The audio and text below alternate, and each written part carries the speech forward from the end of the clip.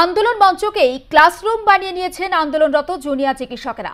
পড়াশোনাতে যাতে বিঘ্ন না ঘটে তাই আন্দোলন মঞ্চেই একে অপরের ক্লাস নিচ্ছেন তারা। এভাবেই চালিয়ে যাচ্ছেন পড়াশোনা।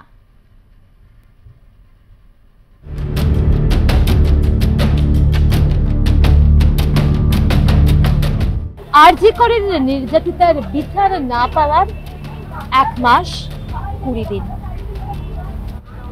ইতিমধ্যেই রোগী পরিষেবা আগের মতন করেই শুরু হয়েছে। এখনো প্রত্যেকটা সরকারি হাসপাতালে যে অবস্থান মঞ্চ, সেই অবস্থান মঞ্চ অটুট রয়েছে। তবে সোমবার আরজি কর থেকে ধরা পড়ল এক অন্য ইতিবাচক ছবি। আরজি করের অবস্থান মঞ্চ পরিণত হয়েছে ক্লাসরুমে।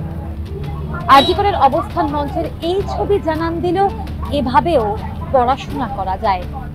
আরজি করের অবস্থান মঞ্চ বারবার বলে দিল যে চাইলে লড়াই, আন্দোলন এবং লেখাপড়া একসঙ্গে চালিয়ে নিয়ে যাওয়া যায়। আর সকাল থেকে কি ক্লাস চলছে এখানে? হ্যাঁ, আমাদের ক্লাসের টাইমিং এ ক্লাস শুরু হয়েছে। এখানে মূলত যারা রয়েছে তারা মূলত কোন কোন বর্ষের পড়ুয়া রয়েছেন এবং সেকেন্ড ইয়ার এমবিবিএস স্টুডেন্টস। আপনারা কি সিনিয়র?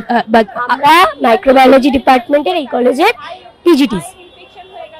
এই যে কোথাও গিয়ে বোঝার উপায় নেই যে এটা ক্লাসরুম নাকি অবস্থান মঞ্চ। অত্যন্ত ইতিবাচক একটা বার্তা যে এভাবেও পড়াশোনা করা যায়। কি বলবেন?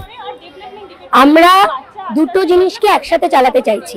আমাদের এইচওডি ম্যামের পরামর্শে, ডক্টর মৈত্রী বন্দ্যোপাধ্যায় ম্যাম, উনি আমাদের মাইক্রোবায়োলজি ডিপার্টমেন্ট আরজি করের এইচওডি, ওনার পরামর্শ এবং ওনার অনুমতি সহ আমরা চাইছিলাম যে দুটো জিনিস একসাথে করতে চাই, আন্দোলন এবং পড়াশোনা। কারণ এরা তো স্টুডেন্ট, আলটিমেটলি এরাই নেক্সট ইয়ার ডাক্তার হবে।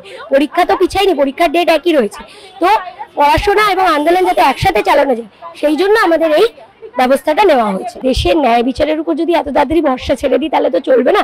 শেষ পর্যন্ত তো তারাই সর্বোপরি ন্যায়াধীশ এবং তারাই বলতে পারবে যে বিচার কিভাবে দিতে পারবেন।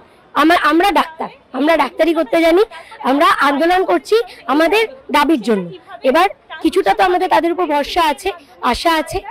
পরবর্তী পদক্ষেপ সুপ্রিম কোর্ট শুনানির পরেই করা। অবস্থান মঞ্চে সকাল থেকেই ভিড়। প্রথম বর্ষ, দ্বিতীয় বর্ষের যারা পড়ুয়া রয়েছে, বিভিন্ন বিষয়ে তাদের ক্লাস নিচ্ছেন পিজিটিরা, অর্থাৎ জুনিয়র চিকিৎসকরা। জুনিয়র চিকিৎসকরা যেরকমটা জানাচ্ছেন যে তাদের ডিপার্টমেন্টের যে এইচওডি, সেই এইচওডির কাছ থেকে পরামর্শ নিয়ে, এইচওডির সম্মতি নিয়ে এই ক্লাস চলছে।